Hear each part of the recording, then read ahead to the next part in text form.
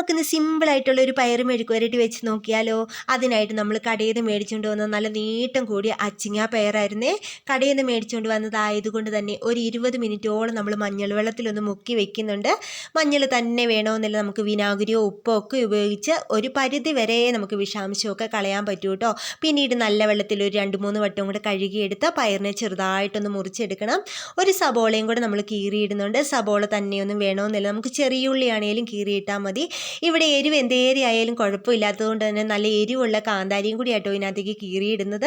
പിന്നീട് നമ്മൾ പാത്രമൊക്കെ അടുപ്പിൽ വെച്ച് എണ്ണയൊക്കെ ഒഴിച്ച് ചൂടായി കഴിയുമ്പം കടുകൊക്കെ ഇട്ട് പൊട്ടിക്കഴിയുമ്പോൾ കുറച്ച് കറിവേപ്പിനും കൂടി ഇടണം. നമ്മൾ അരിഞ്ഞു വെച്ചേക്കുന്ന പയറും കൂടി അതിനകത്തേക്ക് ഇട്ട് ആവശ്യത്തിന് ഉപ്പും ചേർത്ത് ഒരു കളറിന് വേണ്ടിയിട്ട് ചെറുതായിട്ട് ഇച്ചിരി മുളക് പൊടിയും കൂടി ചേർക്കുന്നുണ്ട്.